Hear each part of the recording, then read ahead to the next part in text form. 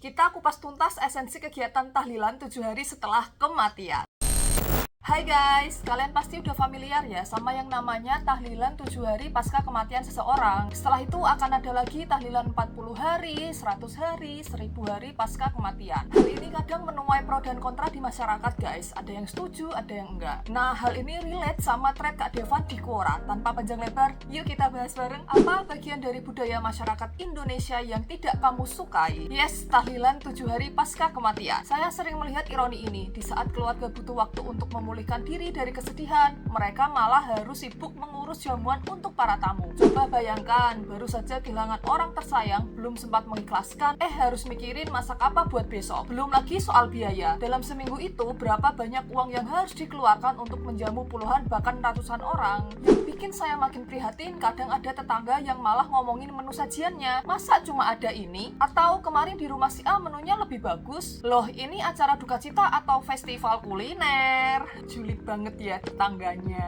Padahal kalau kita telusuri, tradisi tahlilan 7 hari ini sebenarnya tidak ada dalam ajaran Islam. Ini hasil akulturasi budaya Hindu Jawa yang percaya bahwa roh masih berkeliaran selama 7 hari setelah kematian. Saya bukannya menentang tradisi, tapi bukankah lebih baik kalau energi dan biaya untuk tahlilan 7 hari dialihkan untuk sedekah atas nama almarhum atau digunakan untuk membantu keluarga yang ditinggalkan? Di beberapa daerah sudah mulai ada perubahan. Tahlilan cukup dilakukan sehari, lalu untuk hari-hari berikutnya dialihkan jadi pengajian di masjid. Keluarga tidak perlu repot dan nilai spiritualnya tetap ada. Yang lebih penting lagi, mengapa kita sebagai masyarakat masih memaksakan standar harus begini begitu kepada keluarga yang berduka? Bukankah lebih baik energi kita dipakai untuk benar-benar membantu meringankan beban mereka? Saya rasa ini perubahan yang lebih manusiawi. Berduka itu butuh ruang, butuh waktu. Keluarga perlu diberi kesempatan untuk benar-benar melepaskan kepergian orang tersayang, bukan malah disibukkan dengan urusan dapur. Yang lebih memprihatinkan lagi, kadang ada yang sampai hutang demi mengadakan tahlilan, padahal dalam Islam hutang ini sangat tidak dianjurkan. Ini menarik banget loh bahasannya. Coba yuk kita bedah bareng. Menurut aku ya guys, setiap orang itu punya kapasitas emosionalnya masing-masing. Ada yang butuh waktu sendiri buat healing, ada yang justru butuh banyak orang buat nemenin dia, buat ngilangin kesedihannya itu.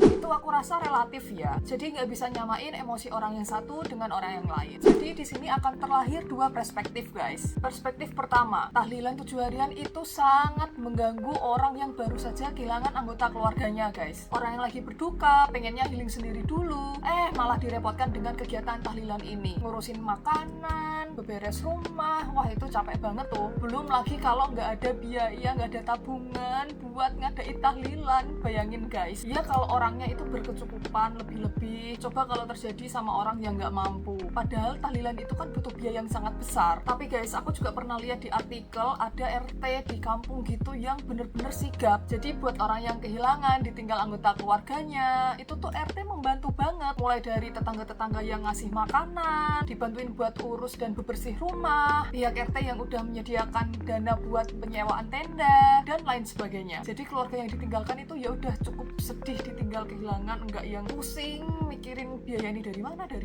Perspektif kedua, tahlilan ini diperlukan banget buat orang yang baru saja kehilangan anggota keluarganya. Karena ya tahlilan ini semata-mata dalam rangka sedekah ke orang-orang atas nama almarhum atau almarhumah, supaya dimaafkan kalau ada salah semasa hidupnya dan senantiasa didoakan banyak orang setelah kematiannya. Jadi kesimpulannya, tahlilan 7 harian ini itu memang nggak diperuntukkan buat semua orang, karena pasti ada yang pro dan kontra. Makin kesini kegiatan ini dilakukan bukan karena kebutuhan dan esensi di dalamnya, tapi ya karena memang budaya kita seperti itu. Semoga dari apa yang aku jelaskan ini kalian bisa bercermin ya guys. Kira-kira suatu hari nanti kalau kalian mengalami hal ini, kalian memilih perlu ngadain tahlilan 7 harian atau enggak? Nah, menurut kalian gimana guys? Kalian tim yang setuju atau enggak setuju dengan kegiatan tahlilan 7 harian pasca kematian ini? Yuk coba ngobrol di kolom komentar, dan seperti biasa subscribe untuk info menarik lainnya. Bye bye.